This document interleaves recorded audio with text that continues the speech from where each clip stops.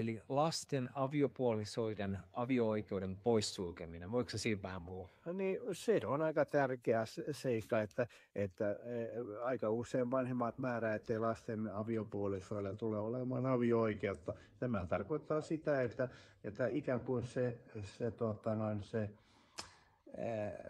vanhemmilta peritty omaisuus pysyy suvun piirissä. Ja joskus on käynyt jopa niin, että vanhemmilta saatu omaisuus on mennyt lasten avioeroprosessissa tälle suvun ulkopuolelle, ja eikä tämä ole varmaan ollut sitten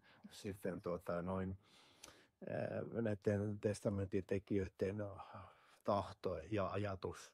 Aika usein siinä on myöskin semmoinen, että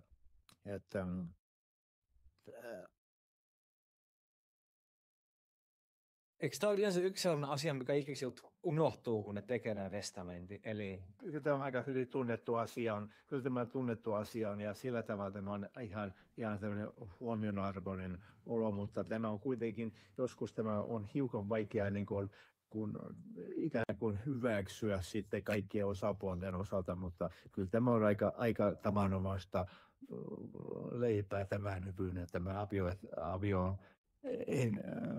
avioiden pois sulkeva klausuli. joo, eli jos mä tiivistän tähän, eli kun lapsenne saa perinnön, niin heidän puolisonsa saa automaattisesti siihen avio-oikeuden, ellei testamentissa toisin määrätä. Kyllä, hyvä. Joo, ja se tarkoittaa just käytännössä sitä, että jos lapsenne eroaa, niin sitten puolet perinnöstä voi päätyä vieraaseen sukuun. Ei tämä ihan poikkeukseton sääntö ole, että jos sä saat kasan rahaa ja kasan rahaa saa tämä tulee lapselle ja se käytetään elantoon, niin kyllähän tämä oman lapsen aviopuolisokin tulee hyötymään tästä perinnöstä, että sitä sanotaan semmoinen se sulautuu tähän muuhun omaisuuteen, ja tämä on se poikkeus sitten. Joka säännössä on nyt jonkun verran poikkeuksia myös perintöoikeudessa ja jäämistöoikeudessa. Joo, eli toisin sanoen niin voidaan selkeästi todeta testamentissa, että perintöön ei pohdistu avio-oikeutta. Joo, kyllä.